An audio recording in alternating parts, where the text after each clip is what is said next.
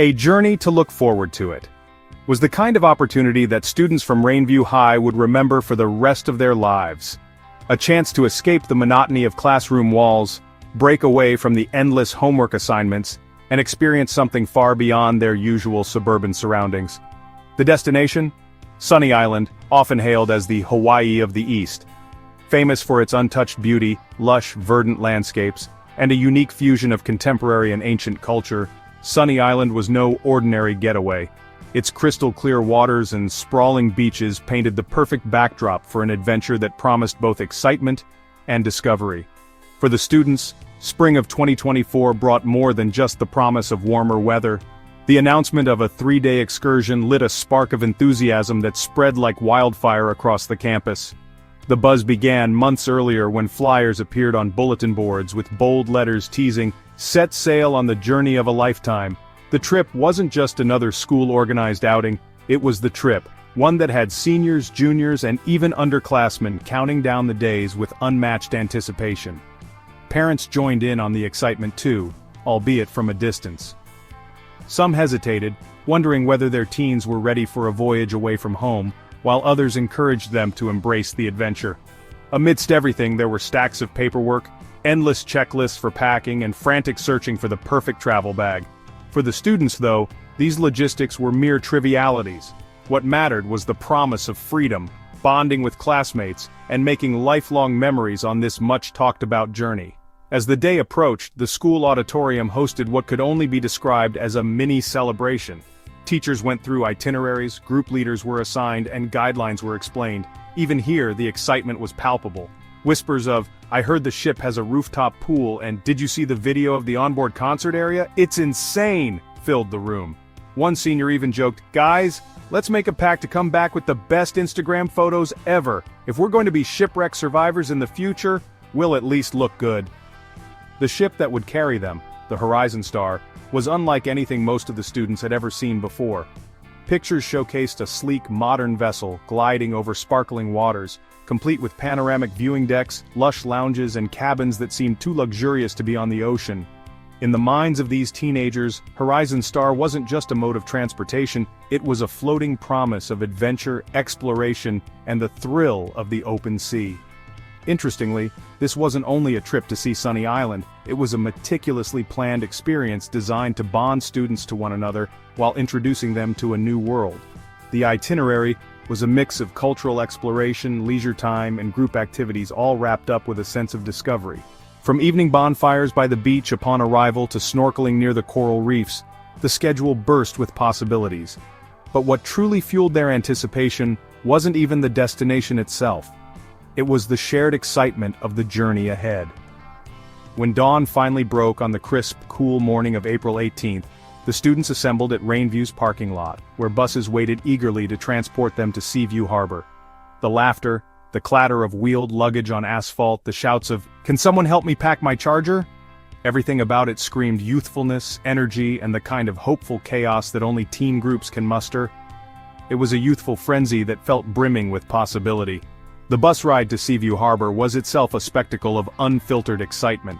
Some students scoured the internet for trivia about Sunny Island, debating whether its nickname as the Hawaii of the East was too ambitious. Others leaned against the windows watching as the cityscape gave way to towering cliffsides and a sprawling ocean horizon. At the back of one bus, a group of seniors blasted music from their phones, road trip classics that made everyone tap their feet or hum along. Even the teachers, usually dedicated to keeping discipline, chose to let it slide, smiling indulgently at the rowdy enthusiasm. When the harbor finally came into view, the collective awe was almost instantaneous. The Horizon Star stood tall, gleaming against the morning sun like a vision out of a dream. "Whoa, it's even better than the photos!" someone exclaimed, while others scrambled to grab their phones for the first photos of the trip. It was a scene straight out of a coming-of-age movie, the kind where young characters embark on a grand journey of self-discovery and triumph. As they walked down the harbor trail toward the ship, duffel bags slung over shoulders and phones clasped tightly in hand, a sophomore named Ellie couldn't help but grin. "Do you think this is what they mean by living your best life?" she joked to her friends. The energy was infectious. Students posed in front of the ship's towering body, making exaggerated peace signs and laughing as their friends struggled to frame the perfect shot. In those moments, everything else faded into the background. Homework deadlines? Forgotten. The strict rules back home? Who cared? These students were standing on the precipice of an adventure that felt tailor-made to remind them of youth's joy and endless possibilities. They knew they were stepping into a magical chapter of their lives, one they would revisit fondly for years to come, and yet even amid the excitement, no one could have predicted the twists that lay ahead. They were unaware of the challenges looming just beyond the horizon, veiled by the sparkling waters and sunny skies. For now though, all they knew was the thrill of stepping aboard that stunning vessel, the rush of the salty air, and the collective heartbeat of 250 students fueled by boundless anticipation of the unknown. The ship named Hope. The Horizon Star wasn't just a ship, it was a masterpiece of modern design and engineering, a marvel gliding across the waters with an almost regal presence. Owned and operated by Starline Shipping, it was a vessel built to inspire awe and embody luxury. From its glossy white exterior that gleamed in the sun to its carefully curated interiors, the Horizon Star was meant to be more than just a means of transportation. It was the destination itself. Spanning 4 decks of absolute elegance, the ship was a floating world of comfort and entertainment.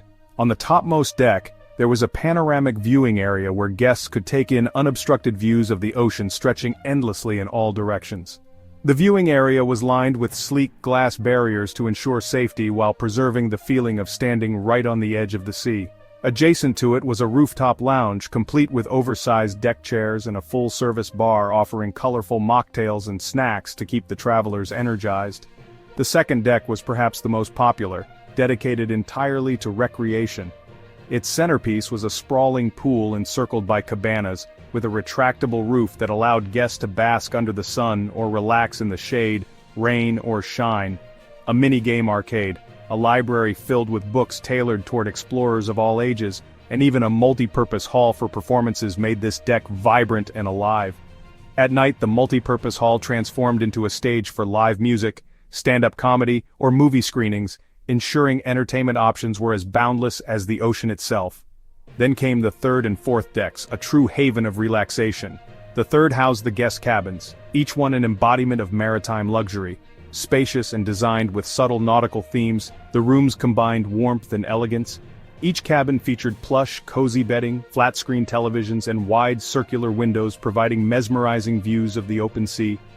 The spacious bathrooms, complete with walk-in showers, were finished in marble-like tiles, offering guests a taste of sophistication. For many students who had never set foot on a cruise ship before, staying in one of these cabins felt like a dream come true.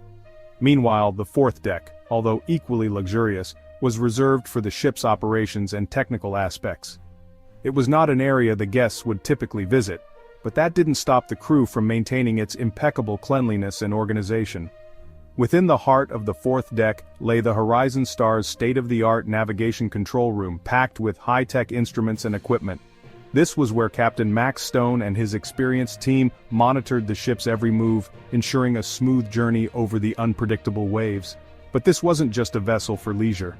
The Horizon Star had been crafted with the adaptability to serve as both a passenger and freight carrier.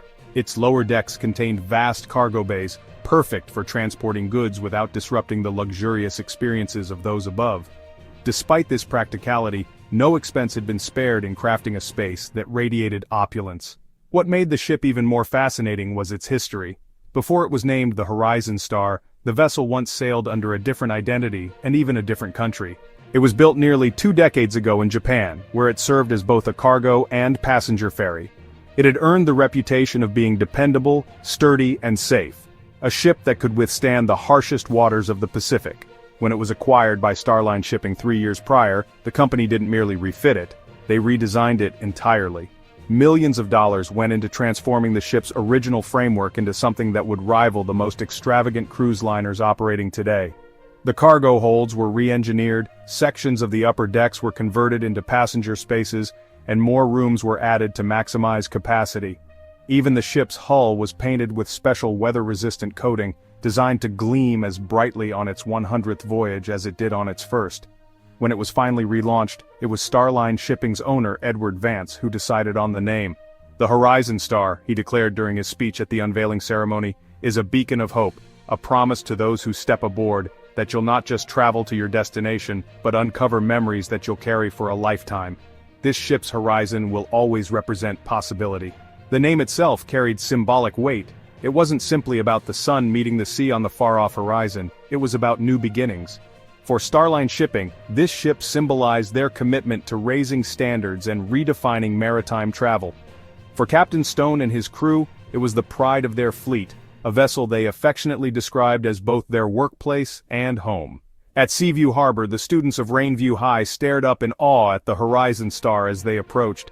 It was one thing to see it in photos, but another entirely to stand at its base, dwarfed by its size and majesty. Its towering decks seemed to scrape the sky, with rows of oval windows glinting in the sunlight and revealing glimpses of the world within. "I can't believe we're actually getting on this thing," one student marveled, his face split by a wide grin. "It looks like something out of those rich people travel shows." Ellie, a sophomore, laughed as she clutched her duffel bag. "This ship isn't vibing field trip. Seriously, it's giving celebrity getaway. Someone call a red carpet." The students clutched their phones, snapping pictures from every angle before stepping aboard. And when they did, the awe didn't stop. From the polished wooden floors of the reception lobby to the glittering chandelier hanging above the main staircase, every detail seemed to whisper, "Welcome to luxury." The ship's staff, dressed in crisp uniforms, greeted them with cheerful smiles and guided them to their assigned accommodations. For a moment, nothing else seemed to matter. Neither the nerves some of them had felt earlier, nor the faint chill of the ocean breeze. All that existed was this beautiful ship, shiny and unshaken, promising a few days of joy, laughter, and adventure. And yet, as the Horizon Star prepared to sail toward Sunny Island, no one could have predicted just how quickly the hope the ship represented would be overshadowed by disaster. For now, however, it stood proud at the harbor, ready to fulfill its promise of carrying dreams across the glistening sea. Doubts at departure. On the morning of April 18th, a crisp breeze swept through Seaview Harbor, carrying with it the faint scent of salt and adventure. By the time the students of Rainview High arrived to board the Horizon Star, the harbor was alive with the usual sounds of life at sea: seagulls squawking overhead, the hum of engines preparing for departure, and the excited chatter of travelers eager to begin their journeys. There was a shared energy in the air, a buzz that seemed almost contagious. But as the day stretched into afternoon, something shifted. Almost imperceptibly at first, the radiant sunshine that had bathed the harbor all morning vanished behind an ominous layer of clouds. By mid-afternoon, thick fog crept in, swallowing up the turquoise waters and turning the once glittering coastline into a haze of gray. The sudden change in weather was unsettling, as if nature herself was whispering a warning. For Captain Max Stone, a man with 3 decades of seafaring experience, the sight of the fog was like staring at a potential adversary. Fog wasn't uncommon in these waters during spring, but this was different, denser, heavier, almost stubborn in its refusal to lift. Navigating a ship through thick fog was never an easy decision, especially with hundreds of lives aboard. Stone tapped the side of his coffee mug thoughtfully, his gaze drifting to the bridge's radar screen, which displayed a sea of ghostly blips marking nearby vessels. While the captain deliberated, excitement reigned supreme on the docks. The Rainview students were out of their minds with anticipation. "Do you see the size of that thing? It's massive!" one boy exclaimed, a mix of awe and disbelief in his voice as he gestured wildly toward the Horizon Star. A nearby girl laughed, teasing him. "You're acting like we're climbing aboard the Titanic." "Don't jinx it," another student muttered under her breath, stealing a wary glance at the fog creeping closer to the dock. Despite the laughter and banter, there was a strange undercurrent of unease that ran through the group. Call it intuition or simply the effects of the fog's eerie curtain, but several students found their excitement tempered by an odd feeling they couldn't quite place. "Has anyone checked the weather report?" Ellie, a sophomore known for her inquisitive nature, asked her group of friends. "I don't like this fog. It's kind of creepy, don't you think?" Her best friend Mia shrugged, brushing it off. "Fog's no big deal. Besides, don't ships have fancy radars and autopilot systems for stuff like this?" Mia's confidence seemed to ease some of Ellie's concerns, but even she glanced uneasily at the shrinking visibility as she adjusted her duffel bag. By the time the students were lined up to board the ship, the fog had thickened significantly, swallowing everything beyond the immediate vicinity of the harbor in an unrelenting shroud of white. It wasn't just the students who felt the weight of the weather. Parents standing nearby exchanged worried whispers as they watched the ominous haze engulf the horizon. "Are you sure it's safe to sail in these conditions?" one father asked, concern etched across his face as he approached a crew member. "Absolutely," the crew member replied, his tone rehearsed and upbeat. "Our captain has navigated in worse conditions. Safety is always our top priority." The words felt like a pre-packaged reassurance, the kind designed more to calm nerves than to instill genuine confidence. The father nodded, but the tension in his posture remained. Behind the scenes, the harbor's control center buzzed with activity. Operators monitored weather conditions with furrowed brows, deliberating whether to issue a delay. On the one hand, the fog was impeding visibility, which posed a potential hazard to navigation.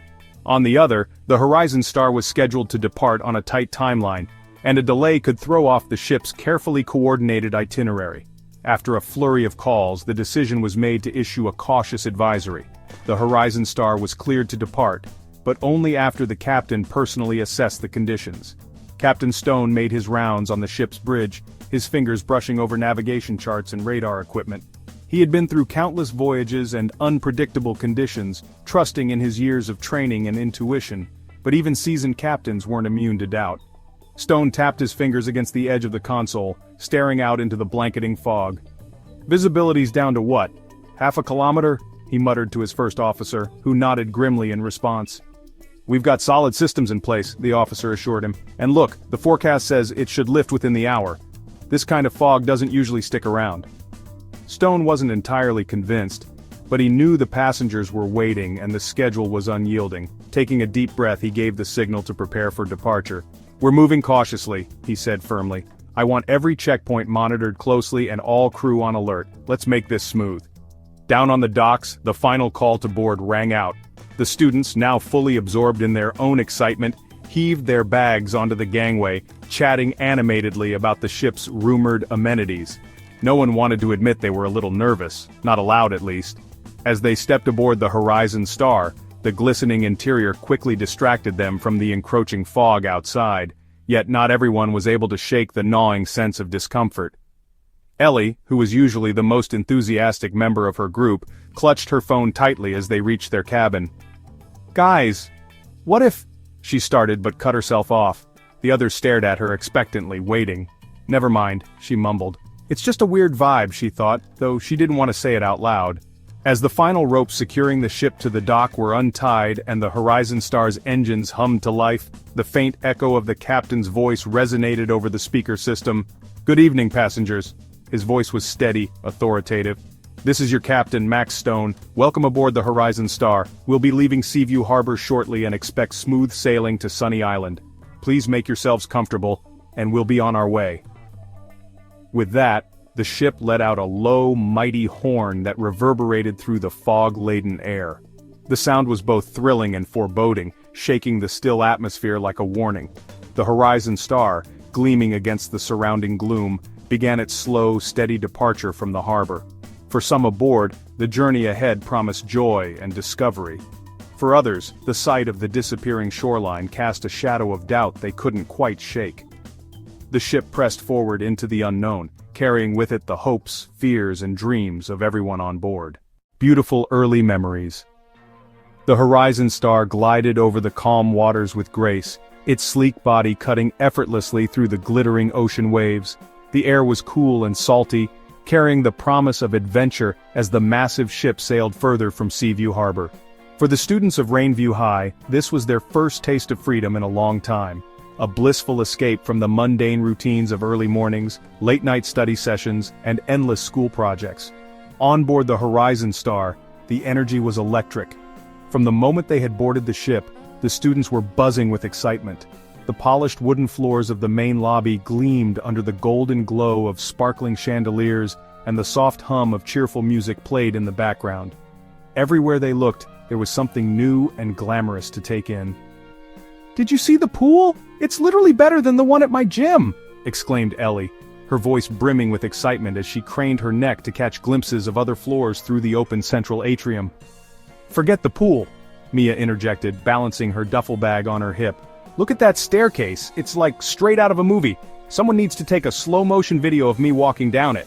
Students laughed and chatted as they explored the ship, their curiosity leading them to every corner. The viewing deck on the top of the ship quickly became a favorite hangout spot. Standing by the glass barriers, the students marveled at the endless blue horizon and the way the sun dipped lower, painting the sky in streaks of orange and pink. Phones were whipped out instantly as they scrambled to capture selfies against the breathtaking backdrop.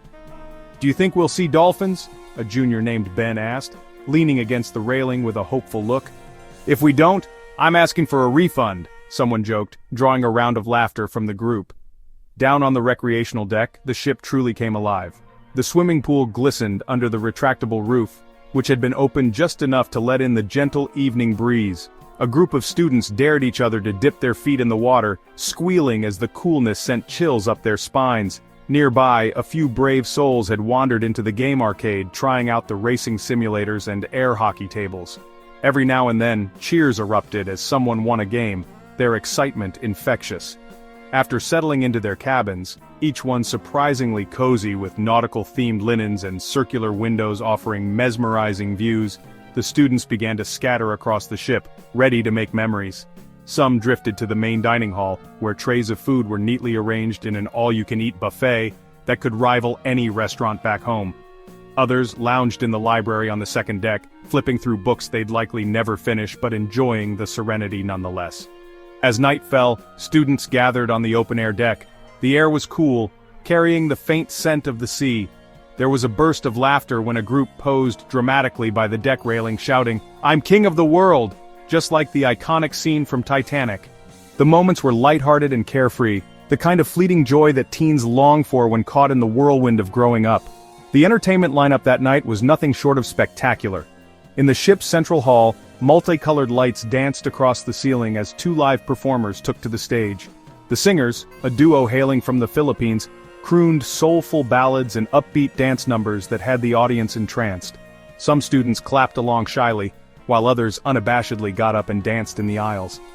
Ellie and Mia found themselves drawn to the music, clutching plastic cups of mocktails from the rooftop lounge as they swayed to the rhythm.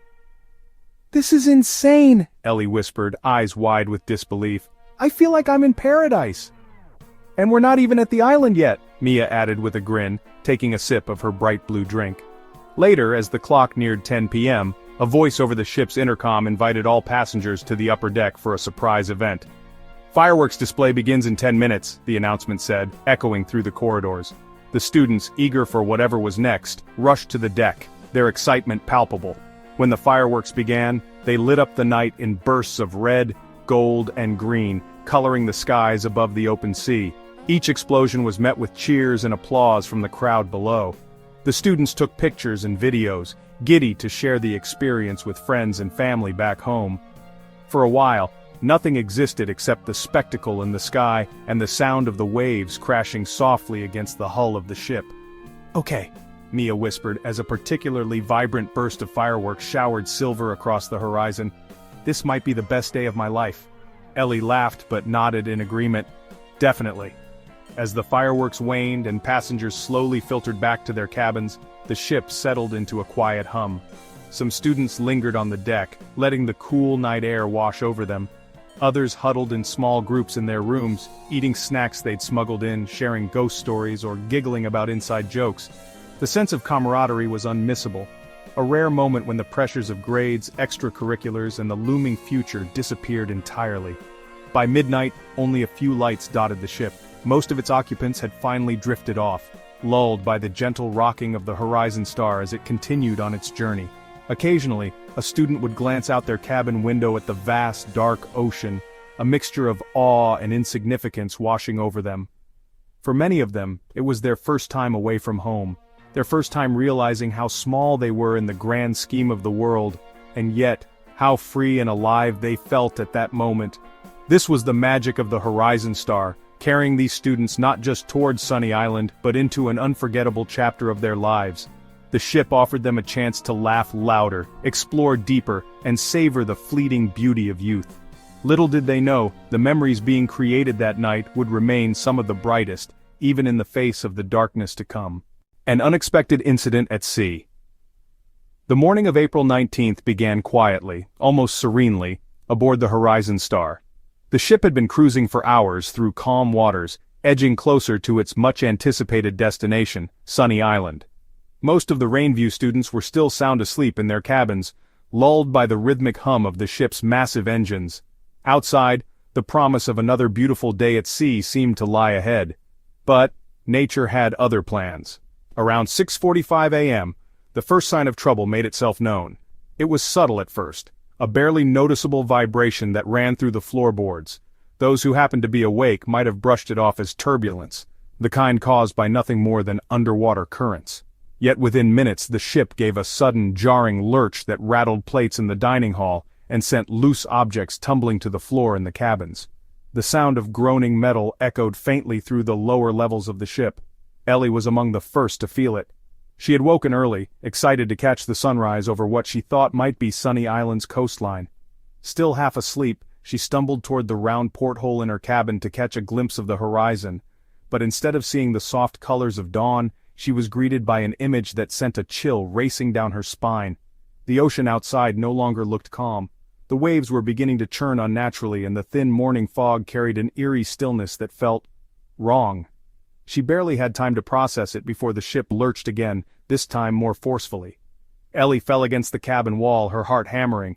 "What the—" she started to say, but her words were cut off by the muffled shouts and banging coming from the hallway outside. In the cabins and common areas the students were starting to wake, confusion and unease spreading among them like wildfire. A few doors creaked open as groggy teenagers poked their heads out, exchanging bewildered glances. "What was that?" someone asked, their voice tinged with nervous laughter. "I don't know. Did we hit something?" another replied, clutching onto the doorframe for balance as the ship tilted ever so slightly to one side. Down in the ship's lower decks, where the crew worked tirelessly to keep operations running smoothly, the mood was decidedly less calm. Sparks flew from machinery as engineers scrambled to identify the source of the problem. Alarms flickered on and off across their control panels, warning of water intrusion in one of the ship's cargo bays. The ship's first officer, a serious man with years of maritime experience, had already dashed to the bridge to confer with Captain Max Stone. "We've got a breach in the hull," the first officer said, his voice steady but urgent. He gestured toward the navigation screen, where red flashing indicators marked the affected areas. "It looks like we've hit a submerged object, probably a rock or debris from the seafloor. It's punctured through the lower starboard side near the aft cargo bay." Stone's jaw tightened. "How bad is it?" "We're taking on water," the officer admitted, "but the pumps are holding for now. If it spreads, though—" He didn't need to finish the sentence. The implications were clear. The crew had been trained for emergencies, but even the best fire drills couldn't replicate the real thing. The challenge now was keeping nearly 300 passengers calm and safe, while they figured out how to stabilize the ship. Meanwhile, on the upper decks, the passengers were becoming increasingly aware that something was very, very wrong. The low hum of the engines had shifted into something louder and deeper, almost like a groan. Crew members began moving quickly through the hallways and common areas, their expressions carefully neutral, but their clipped instructions betraying the urgency of the situation. Ellie and Mia, now fully dressed, had joined a group of students gathered near the main lobby. Some were still rubbing sleep from their eyes, while others clutched their phones tightly, refreshing their screens in hopes of finding a signal. "Do you think they're going to tell us what's going on?" Mia whispered, glancing nervously at a nearby crew member. "I don't know," Ellie said, biting her lip. Her gut told her that this was more than just a mechanical hiccup, and when the captain's voice crackled over the intercom, it only confirmed her fears. "Attention passengers," came the calm yet authoritative voice of Captain Stone.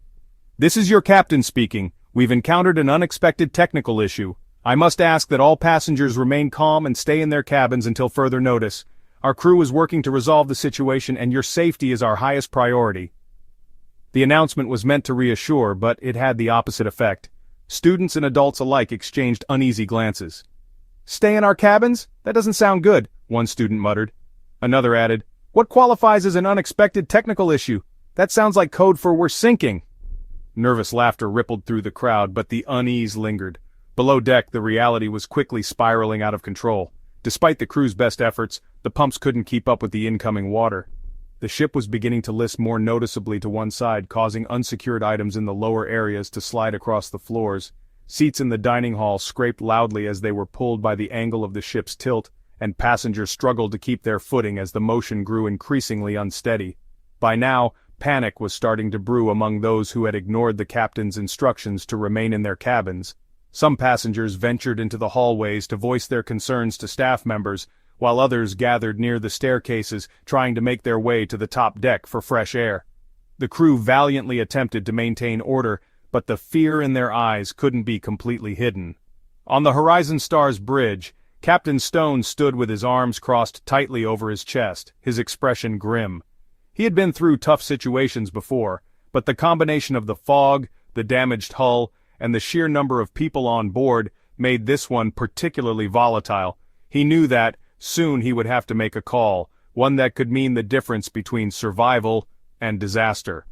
At 7:15 a.m., just 30 minutes after the initial incident, the ship's emergency lights flickered on. The shrill wail of an alarm echoed across every deck, cutting through the murmurs and sending a fresh wave of panic through the passengers. The ship was taking on water faster than expected, and it was beginning to lose stability. Passengers huddled together, some clutching life vests they had managed to retrieve from their cabins. Ellie and Mia held tightly onto each other, their hearts pounding as the realization began to sink in. This was no longer just an inconvenience, it was an emergency.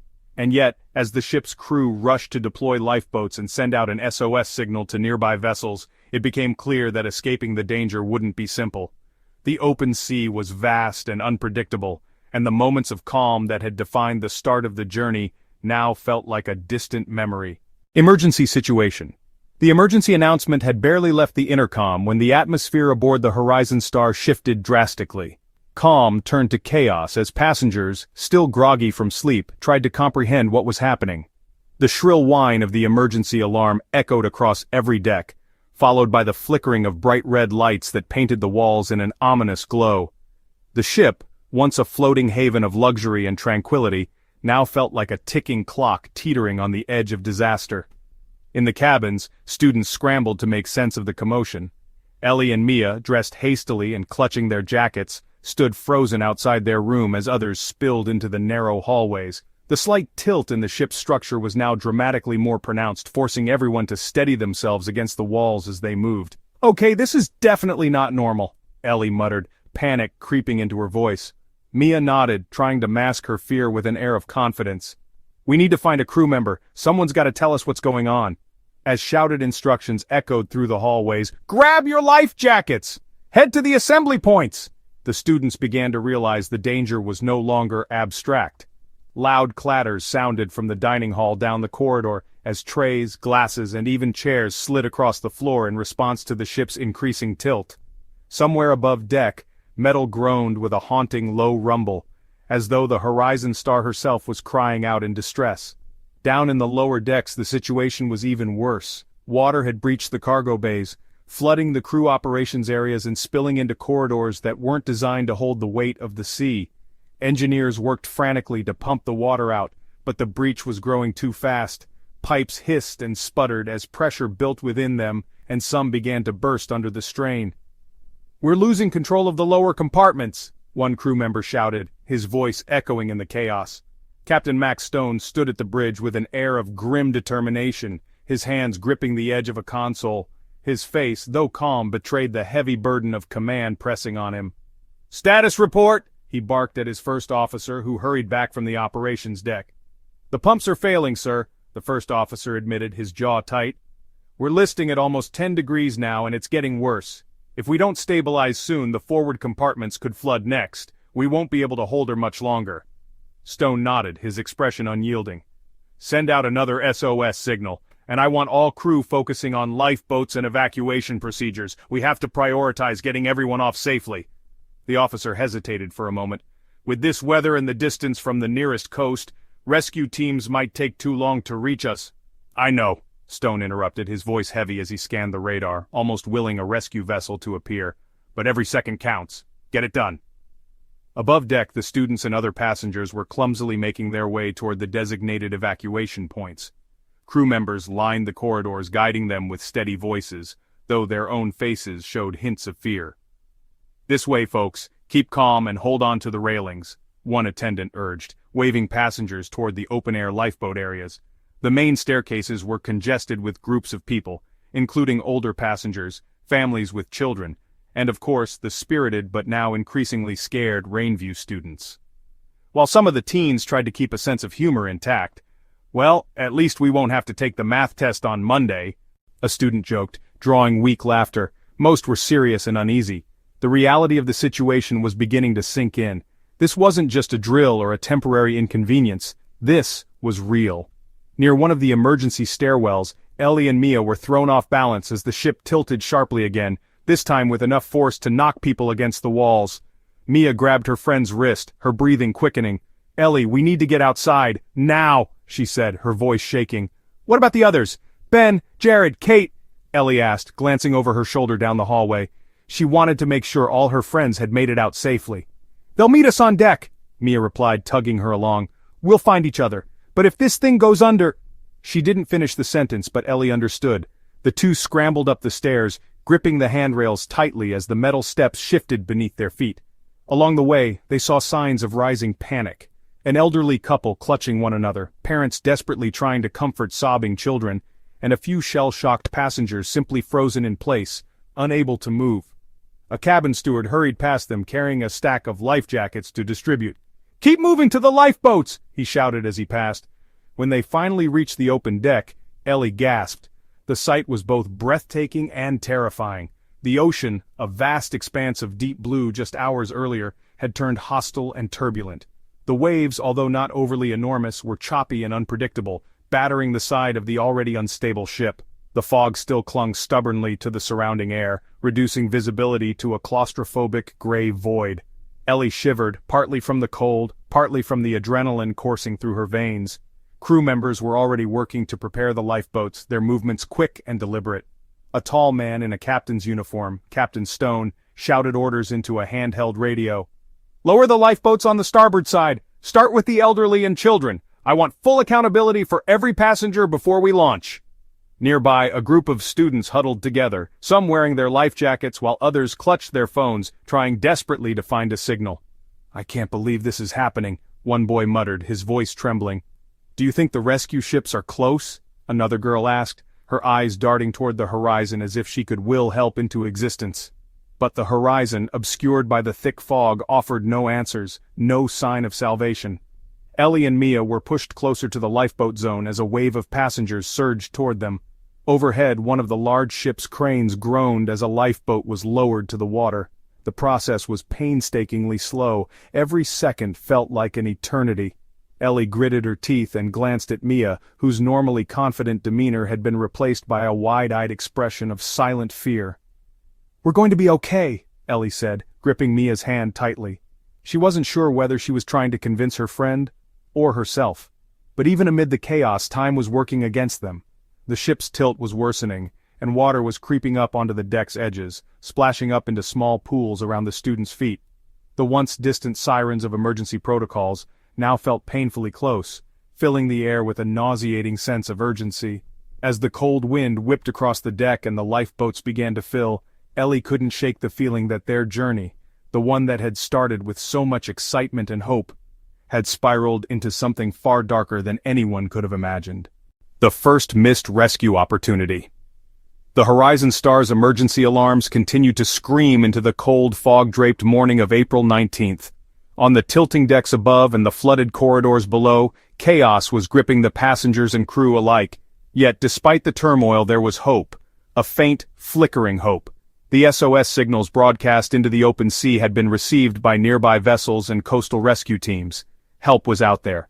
But for those aboard the Horizon Star, getting that help felt like they were clinging to the edge of a crumbling ledge.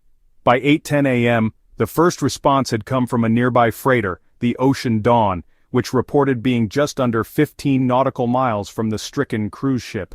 On any normal day, this distance might have been closed in less than an hour. But normal days didn't include a vessel listing dangerously to one side, dense fog blanketing every direction, and frigid waves obstructing visibility and mobility. For Captain Max Stone and his crew, this wasn't just a waiting game, it was a race against time. On the bridge of the Horizon Star, Captain Stone leaned over the radar screen, his weathered hands digging into the edges of the console.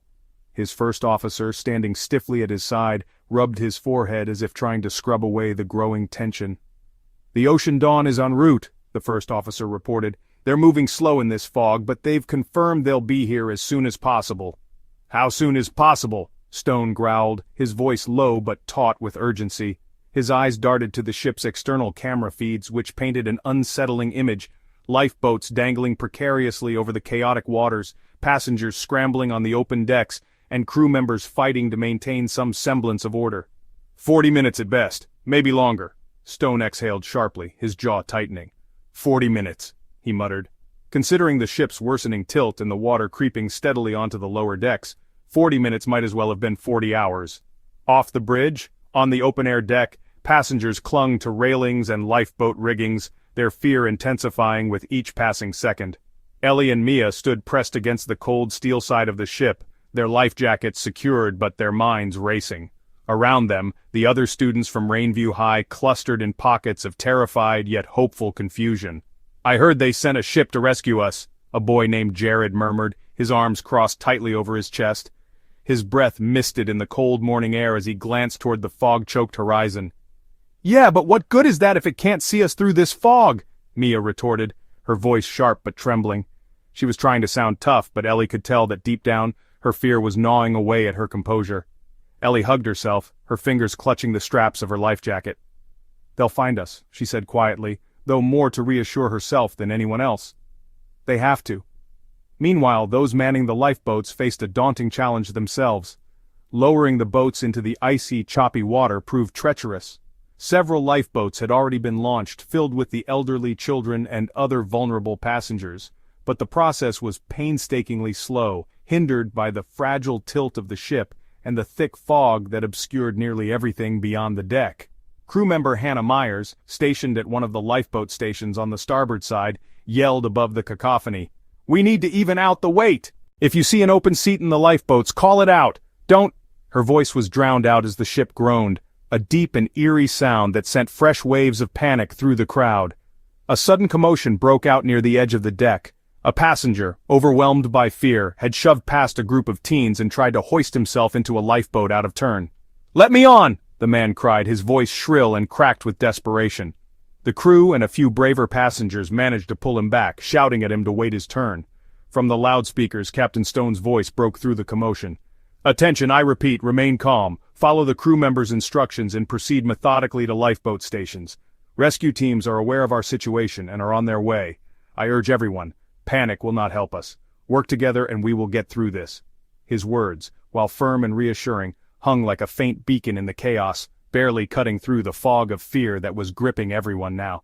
Back on the bridge, however, the captain's confidence was wearing thin. The Ocean Dawn radioed in again, its captain's voice strained as he relayed a grim message.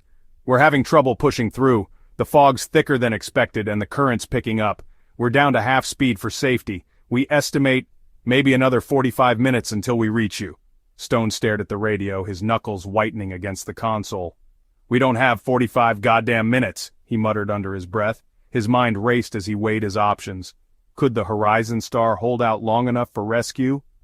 "Sir!" The first officer hesitated before continuing. "We've got reports from crew members on the lower decks. Water's entering some of the passenger levels now. People are starting to panic down there." Stone felt a pang of frustration. "Damn it," he muttered. The fog had turned what should have been a straightforward rescue into an agonizing waiting game. Every second spent waiting for the Ocean Dawn to arrive was 1 second closer to outright catastrophe. Down on the deck, Ellie noticed the fear in the crew's eyes as they struggled to keep the evacuation organized. She gripped Mia's arm tightly. "If they can't get everyone off before the rescue ships come—" She didn't finish the thought. Mia, swallowing hard, tightened her jaw. "No, we'll make it. We have to." As minutes bled into what felt like hours, the Horizon Star's tilt became even more precarious. The screams of passengers struggling to hold on to whatever stability they could find competed with the deafening roar of the ocean below. The Ocean Dawn, somewhere out in the misty void, felt tantalizingly close yet impossibly out of reach. For the passengers who remained aboard the stricken ship, hope was slipping through their fingers like water itself. And then came the moment no one wanted to admit might happen. The first lifeboats launched hours earlier were reported drifting somewhere beyond the fog, unable to safely guide their way back to coordinate additional rescue efforts. The combination of fog, current, and general chaos had made a simple evacuation feel like an insurmountable task. The ship groaned again, an unnatural metallic creak that rippled like a warning through everyone aboard. Ellie clutched Mia's hand tightly, her heart pounding. "If they don't get here soon," she whispered, her voice barely audible over the waves. The Horizon Star, tilting ever further, wasn't waiting for anyone anymore. Panic and life-or-death decisions. The Horizon Star groaned ominously as it continued its slow, tragic tilt into the frigid waters of the Pacific. By now, the beautiful cruise ship that had once radiated the aura of luxury and adventure looked nothing like its glossy promotional brochures. Debris littered the decks, lifeboats hung askew, and desperate cries echoed across the cold, fog-shrouded sea. Here and there passengers clung to whatever stability they could find, railings, lifeboat riggings, or even each other, as the gravity of their situation escalated with each passing second. By 9:30 a.m. panic had fully set in. The Horizon Star was visibly sinking, its bow dipping low while the stern awkwardly jutted into the sky like a skeletal hand reaching for salvation. The calm, orderly evacuation the crew had tried so desperately to organize had all but fallen apart. Instructions were now drowned out by shouting, sobbing, and the high-pitched wails of terrified children. Ellie and Mia stood on what remained of the starboard deck, their life jackets strapped tightly over their coats. The frigid wind whipped strands of hair into their faces, but that barely registered. Around them, chaos reigned. Families clustered together, some bravely comforting children, while others simply stared into the gray void, hopeless and paralyzed by fear. A young couple screamed at each other, pointing in opposite directions as if debating whether to stay on board or jump. Further down, an older woman seemed frozen in place, gripping the railing so tightly her knuckles turned white. Ellie turned to Mia, panic shining in her hazel eyes. "We need to find the others! Jared, Kate, Ben, anyone!" she pleaded. Her voice cracked under the weight of the moment, each word trembling as the ship lurched again. Mia's teeth chattered, partially from the cold, partially from fear. "Ellie, I don't think we can," she replied, shaking her head. "There's no time, they'll be looking for lifeboats too." Her voice faltered as her words trailed off. Behind them, a sudden crash drew their attention. A lifeboat suspended from one of the cranes had come loose from its rigging. It slammed into the side of the tilting ship before plunging into the dark waters below, scattering a group of passengers that had been fighting to board it. Shouts of terror filled the air as people scrambled backward to avoid being pulled into the expanding pool of water, now rising onto the deck. "Oh my God!" Ellie breathed, clutching Mia's arm. "Mia, what do we do? What if we don't make it to the lifeboats?" "We will," Mia said firmly, but her hands betrayed her confidence as they trembled against her life jacket straps. "We have to." Farther down the deck, crew members were frantically working to manage the final lifeboats. Some were already full and being lowered awkwardly into the restless waves below, while others were delayed by passengers shoving their way forward in desperate attempts to board. One young crewmate, Hannah Myers, found herself surrounded by a group of panicked tourists, shouting over one another. "There's no room left," a man bellowed, his face red with rage. "How can there be no more room?" "We're deploying the next wave of lifeboats," Hannah shouted back, though her throat was raw from explaining this repeatedly. "We need order. There will be space for everyone if you just—" Her words were cut off as another passenger yanked at her sleeve, demanding answers. She could feel the creeping edge of hopelessness bubbling inside her chest. They were losing control. "Why is it taking so long?" another woman cried, clutching a small child to her chest. "Isn't there someone coming to save us?" On the bridge, Captain Max Stone stood like a statue, gripping the edge of a console so hard that his knuckles turned white. His stone-faced demeanor revealed nothing of the storm raging in his mind. They were out of time. There were still hundreds of passengers on board, and the ship had begun its slow descent under the waves. Any hope of rescue from outside forces had dwindled beyond reason. The Ocean Dawn, the freighter they had pinned their prayers on, was still nowhere in sight. The first officer approached with an expression that Stone had come to dread, one that said all the worst things he already knew. "Sir, the pumps have failed entirely," the officer said quietly, his voice almost apologetic. "It's spreading faster than we estimated. We're running out of lifeboats," he hesitated, "and options." Stone closed his eyes briefly and took a deep, guttural breath. His mind wandered to his training, the countless emergency protocols, the lectures hammered into every mariner's skull at the academy. But no amount of preparation could erase the stark reality before him. They would not save everyone. "Order the remaining lifeboats launched immediately," Stone said tersely. "Prioritize children and vulnerable passengers. Crew members will remain on board to assist the evacuation until the last possible moment." The officer hesitated. "And the others, sir? The ones who—" "Do what we can," Stone interrupted. His voice cracked slightly, but he caught himself. "But I don't want another riot on these decks. Make sure the crew stays focused. People will follow if we show strength." Down on the lower promenade, Ellie and Mia had finally approached one of the remaining lifeboats. The crew was waving a line of passengers forward, filling as much space as the smaller craft could handle. But a sudden swell slammed into the side of the ship, causing several people to slip, their screams blending into the cacophony that surrounded them. Ellie grabbed at Mia instinctively, pulling her close as the ship groaned under another tilt. "We're gonna miss it!" Ellie cried, pointing at the lifeboat. The remaining seats were almost filled now, parents hoisting children onto the bench-like rows first, with other passengers cramming themselves in wherever they could. "No, we won't," Mia said, yanking both of them forward. "Come on, move!" But as they approached the boat, a panicked man barreled into them, nearly toppling Ellie over. "Out of my way!" he shouted, his desperate voice barely recognizably human. He shoved another passenger, an older man, aside as well, earning a round of frantic yells from bystanders. "What the hell is wrong with you?" Mia snapped, stepping between Ellie and the man before Ellie could get hurt. "Stop wasting time and get on the damn boat!" the man barked back, his face flushed, his eyes wild. A crew member quickly intervened, shouting at the man to step back and give the older passengers priority. But the altercation caused a ripple effect, a growing sense of fury and fear spreading through the rest of the line. People began pushing forward, shoving others aside and trying to secure a ticket off the doomed ship. Ellie froze, staring at the chaos in disbelief. "Mia, this is insane. What do we do?" "We survive," Mia replied simply, her voice low and firm. But as they finally reached the lifeboat's edge, ready to step in, the crew member blocking the entrance raised his arm. "Wait! We're at capacity!" he shouted. "You'll have to wait for the next one." Ellie's stomach sank, her face twisting in frustration. "Wait! There might not be a next one!" she cried.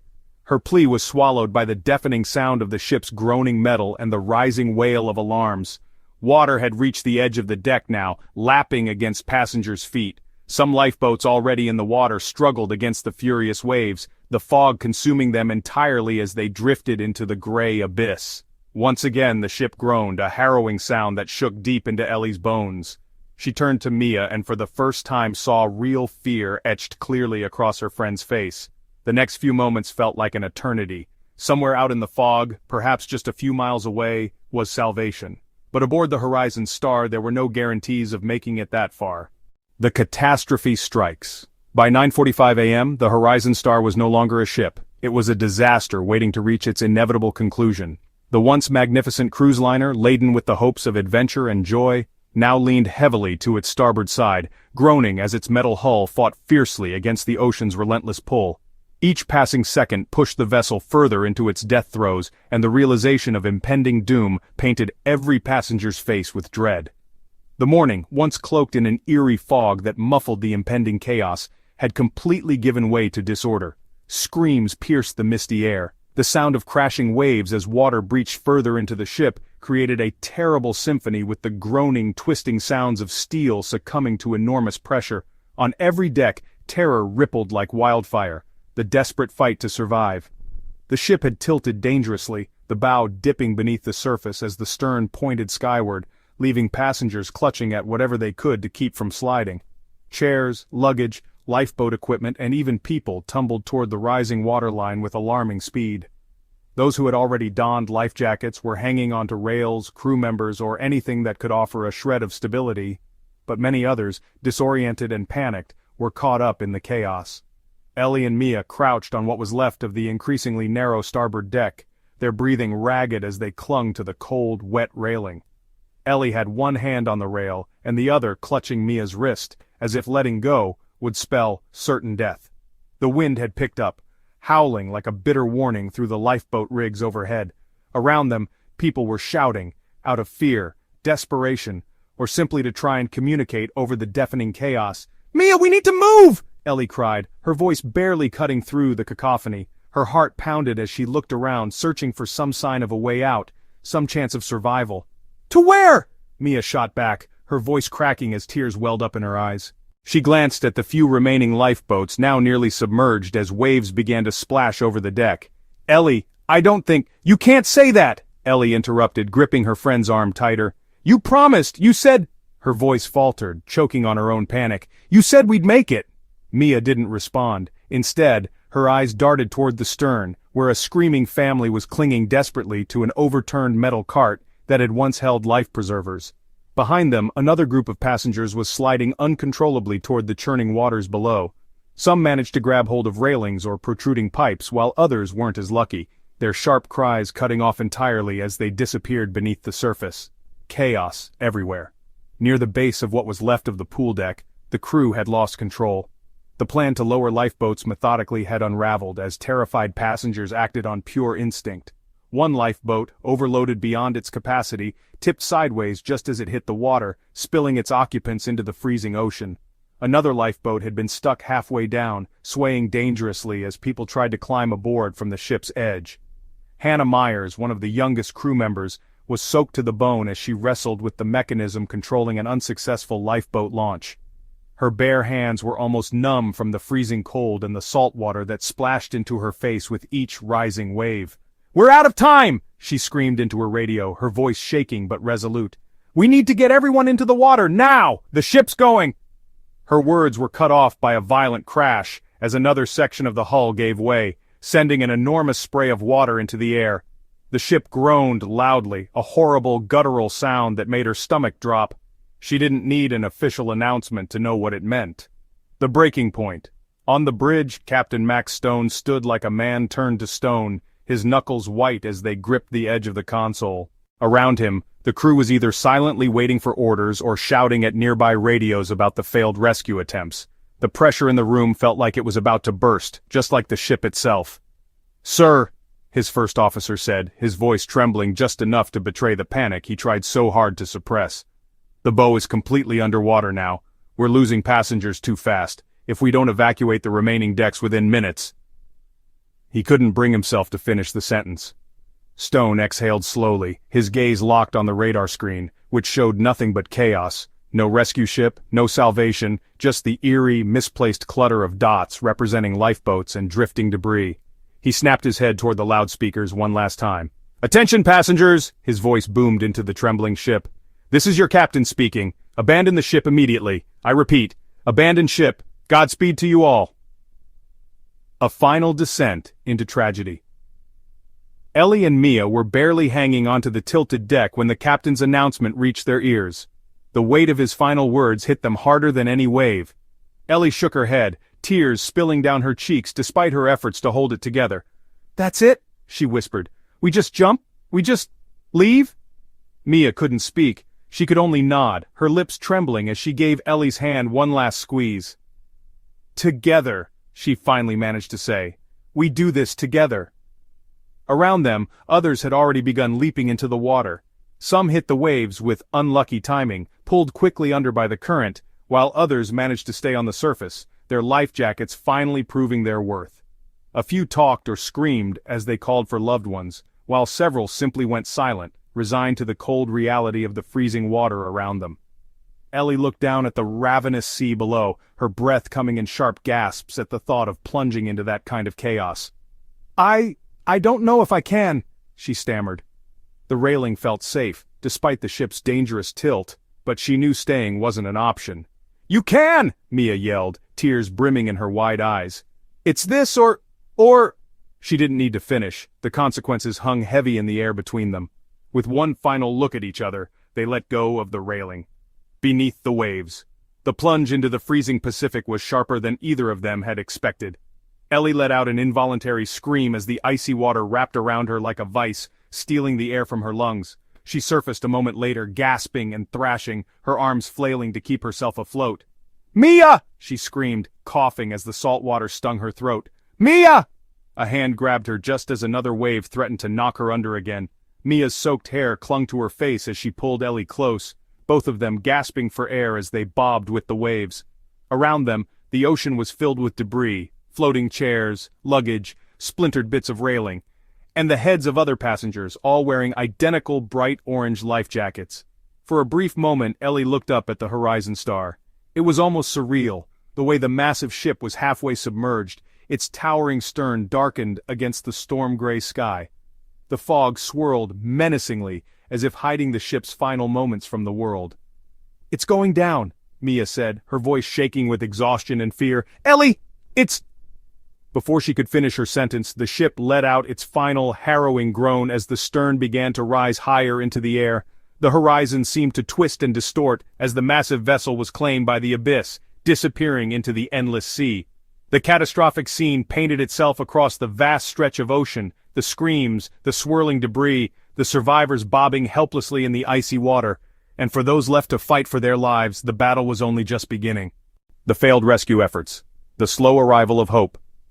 The morning of April 19th, painted in chaos and cold despair aboard the Horizon Star, was supposed to mark the rapid mobilization of rescuers, and yet for hours, help seemed like a distant mirage, close enough to imagine but far too intangible to bring comfort.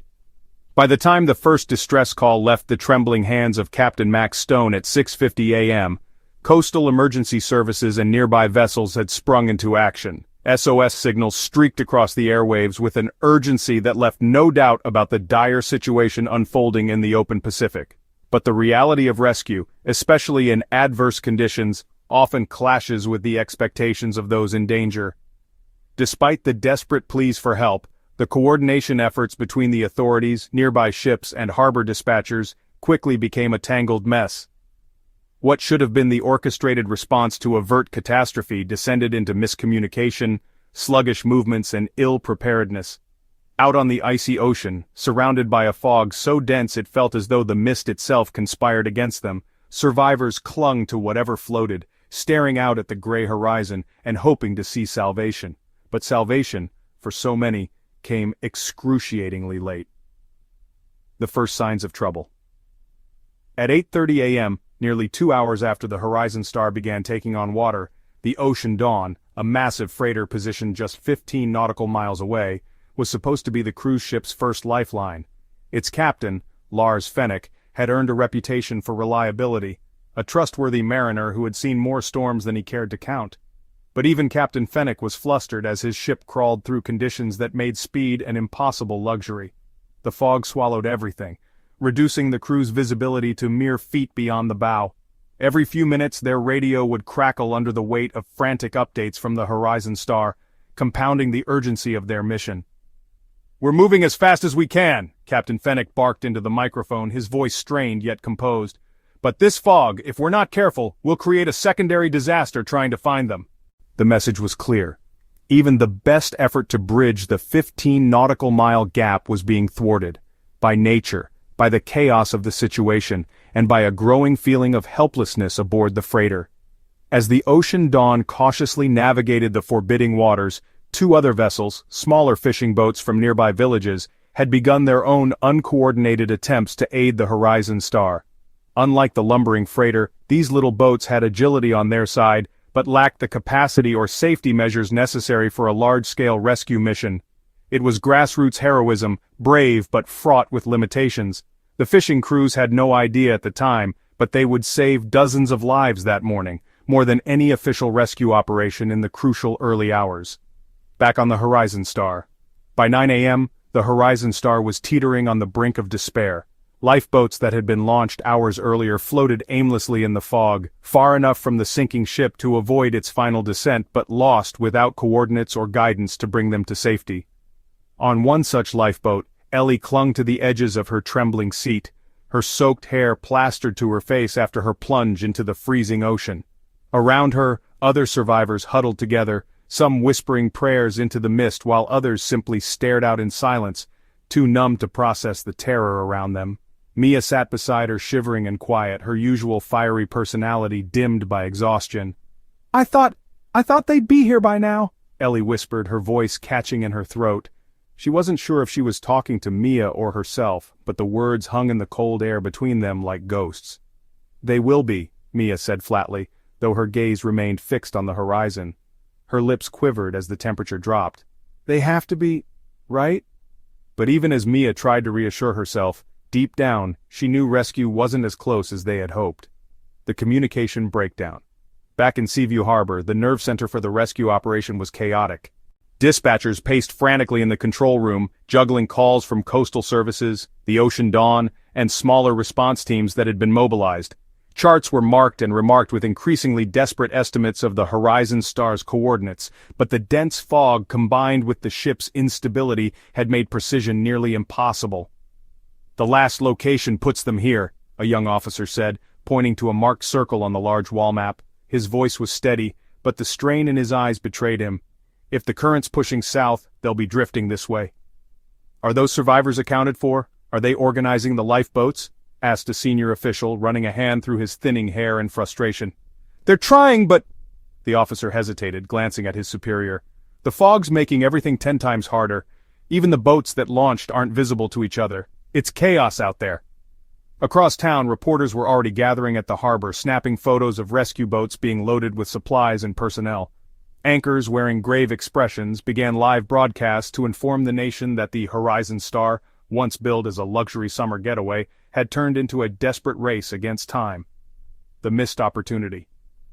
As the Ocean Dawn edged closer to the last known position of the Horizon Star, Captain Fenwick scanned the waters, his eagle eyes searching for something, anything, that could guide them to the survivors. But nothing penetrated the fog. Each minute passed like an eternity, his crew's frustration growing louder with every failure to detect a signal or visual marker.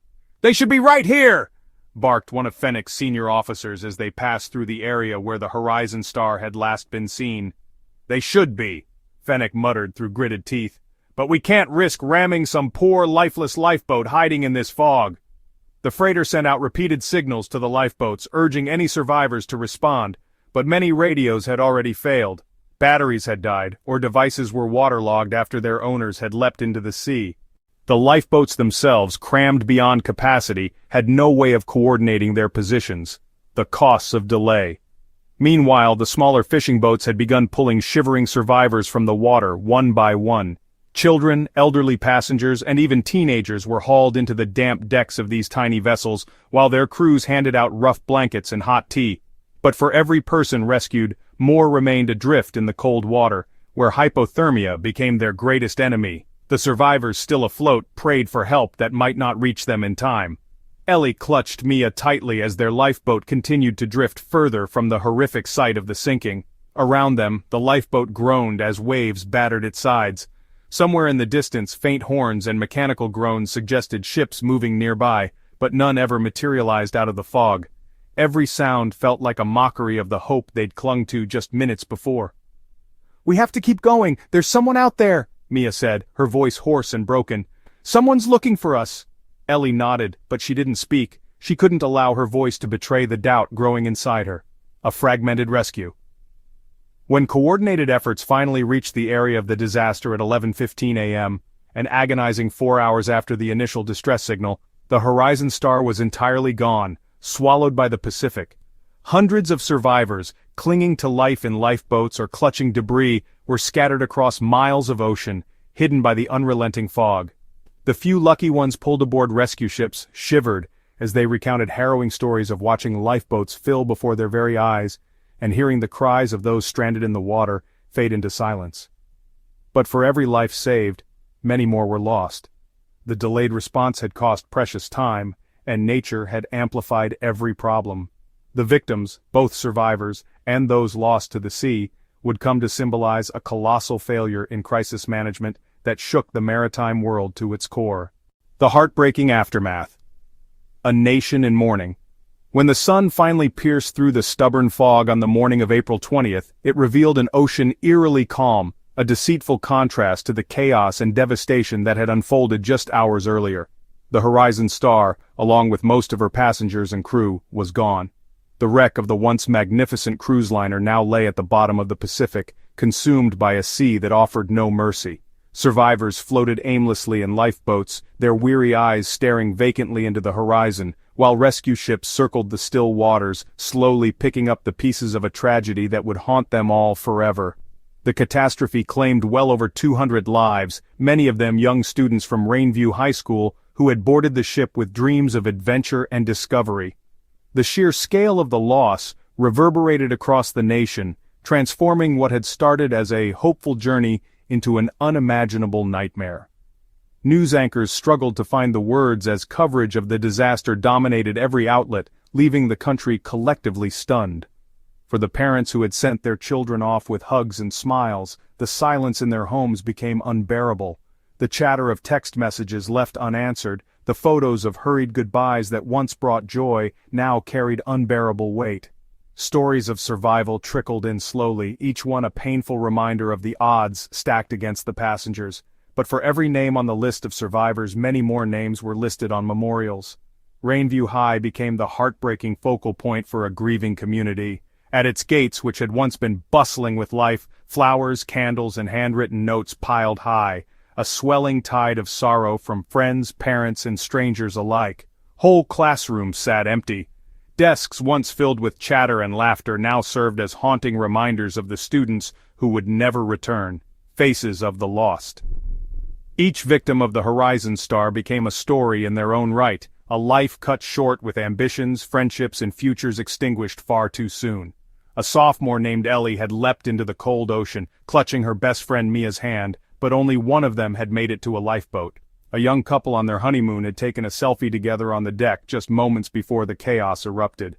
A grandfather and his grandson, who had only planned this voyage because the elderly man wanted to introduce the boy to the wonders of the ocean, were among the hundreds who never made it out of the water.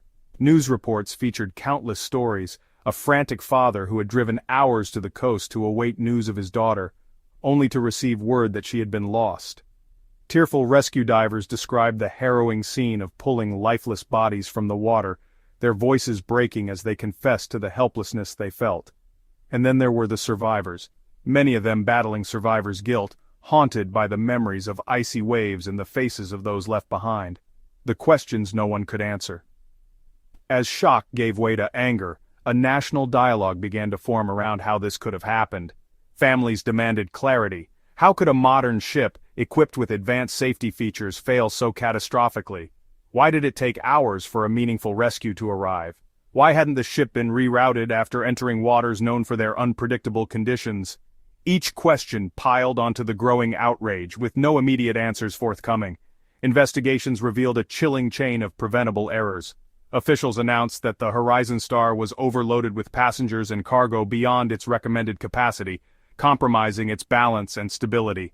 An aging hull, poorly maintained in some regions, had made it especially susceptible to the submerged debris that tore through its side.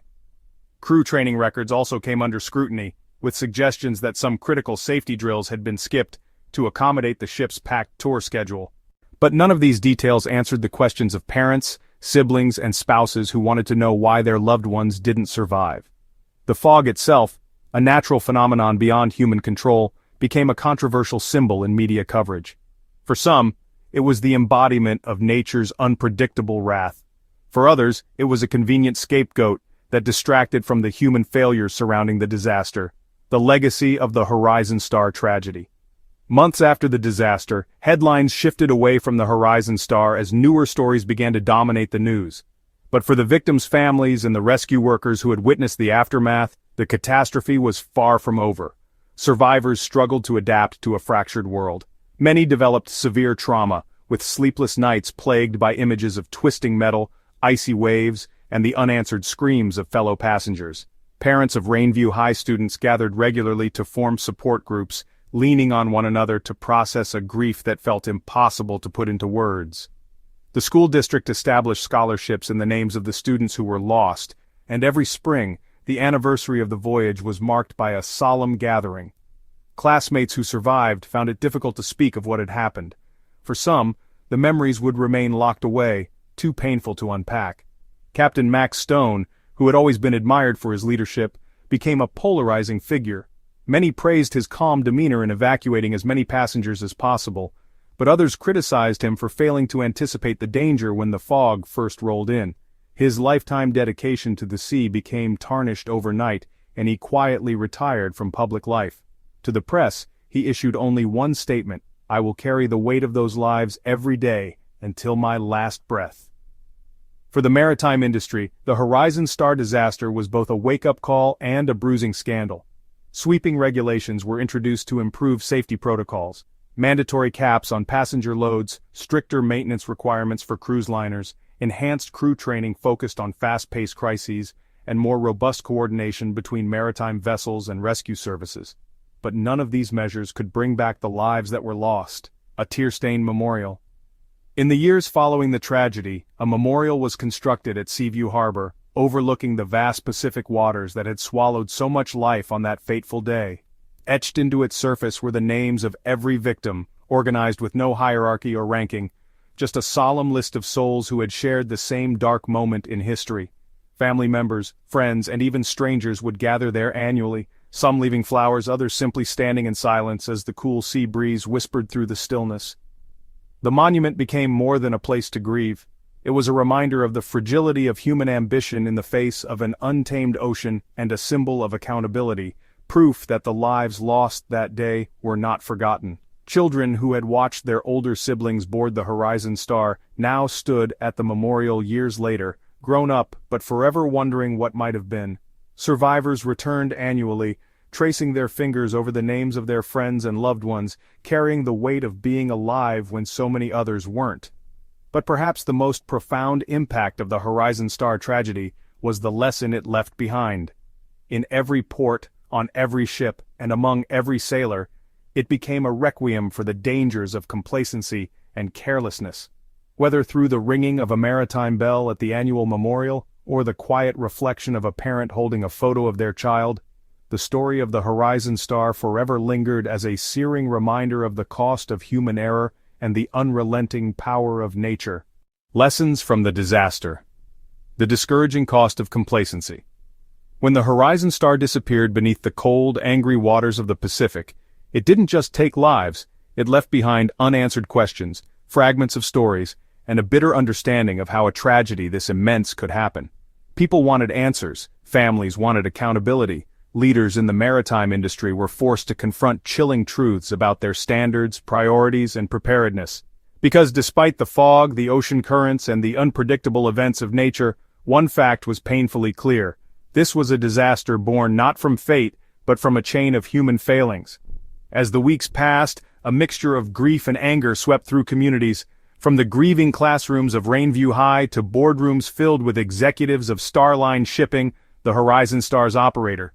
That sinking wasn't just a physical reality, it became deeply symbolic, a contrast between what was promised and what was undone by carelessness and overconfidence.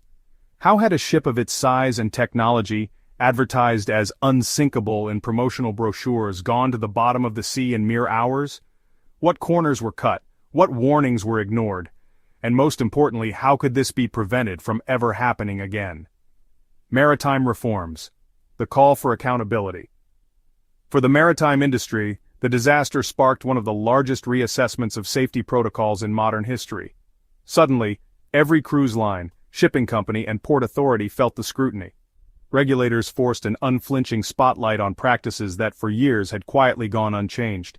What emerged was an ugly truth. The Horizon Star wasn't simply a freak accident. It was the inevitable result of a system that had grown complacent. After extensive investigations, multiple issues were revealed, each damning in its own right. The ship had been packed beyond its recommended capacity, with additional passengers and excess cargo that compromised its stability. In their quest to maximize profit, the operators had ignored warnings that load limits were not arbitrary figures.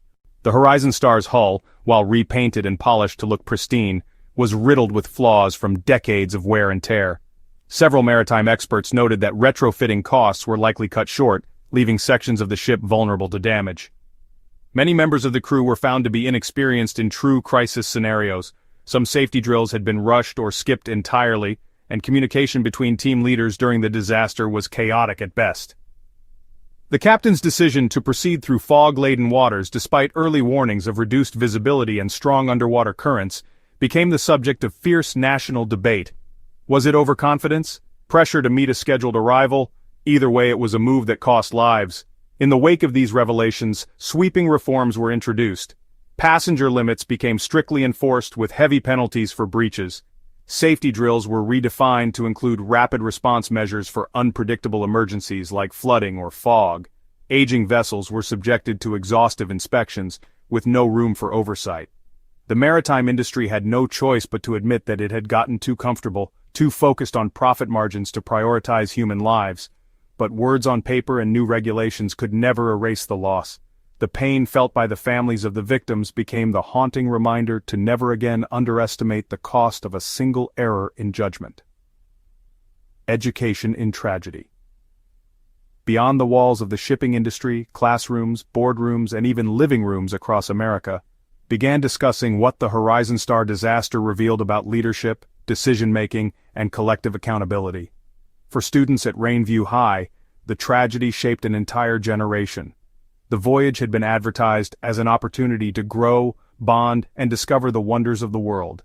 But instead, it became the darkest chapter in the school's history. Educators and counselors transformed grief into life lessons by creating programs focused on teamwork, safety awareness, and understanding risk. Survivors from the incident gave talks, not as heroes, but as witnesses to how quickly things could spiral out of control when precaution was underestimated. "None of us thought we'd need those safety instructions," one survivor remarked during an assembly. "We didn't care about evacuation plans. We cared about pool parties and Instagram photos. But by the end, every single detail became life or death. I'll never ignore safety again, and neither should you." The human spirit, a different kind of lesson. While the disaster highlighted failures, it also brought extraordinary stories of bravery and community. In the face of chaos, passengers and crew stood together to fight for survival. Strangers formed makeshift alliances, worked together to secure safety in lifeboats, and sacrificed their own odds to comfort others. Survivors spoke of a middle-aged couple who spent their final moments helping families with children over the railing to climb into the last lifeboats. A retired firefighter on vacation with his wife sprang into action, directing panicked passengers and assisting the crew without hesitation. A young woman, despite being terrified herself, gave up her life jacket to a child barely old enough to understand what was happening. These acts of courage served as a counterweight to the overwhelming grief. "It's easy to see the darkness in what happened, but there was light too," Mia, one of the survivors, tearfully told a news outlet years later. "People are good, that's what I keep with me." In a sense, this was one of the most enduring lessons from the Horizon Star disaster, a reminder that even in moments of hopelessness, humanity has the capacity to rise together. The flawed dance between nature and modernity. The Horizon Star tragedy also reignited debates about humanity's relationship with nature and whether technology had made us overconfident in defying it. The fog, currents, and violent waves were all natural phenomena, things that ships for centuries had contended with. But somewhere along the way, modern technology lulled humanity into a false sense of security. "Yes, we have radar, yes, we have reinforced hulls, yes, we have billion-dollar ships," remarked a maritime historian during a special segment on the disaster. "But the ocean is still the ocean and it takes no prisoners. There is no technology that will save us from hubris." The immense power of nature became a central motif in the cultural conversation. Documentaries, opinion pieces, and even college lectures used the Horizon Star as a warning against underestimating the elements. Passengers expected a seamless, luxurious journey, and the world they entered instead was chaotic, uncontrolled, and brutally indifferent to human plans. Memorials and promises. Every year on the anniversary of the Horizon Star's sinking, families, survivors, and industry leaders gather at Seaview Harbor, where a solemn memorial overlooks the sprawling ocean. Etched on the monument are the names of every victim, accompanied by the words, "We remember to protect, we protect to honor." Children of the victims, now teenagers and adults, continue to visit, tracing their fingers over the names of parents, siblings, and friends they lost. Survivors stand quietly by the water's edge, some silent while others recount stories of the strangers who saved them, or the loved ones they couldn't save in return. The Horizon Star isn't just a lesson for the industry, it's a lesson for humanity as a whole. It serves as a glaring reminder that our ambition must never eclipse our responsibility, and that the best way to honor those who have passed is to make sure their deaths bring change. The lesson that never fades. The Horizon Star will forever remain an emotional scar in history, but its legacy isn't just loss, it's what we do with that loss. It's in every rule enforced to ensure safer voyages, every child who learns about the dangers of arrogance and the value of caution, and every decision made by captains who now understand that no ship, no matter how engineered, is indestructible. The true lesson of the Horizon Star is this: hope alone will not protect us. Only vigilance, humility, and unity can.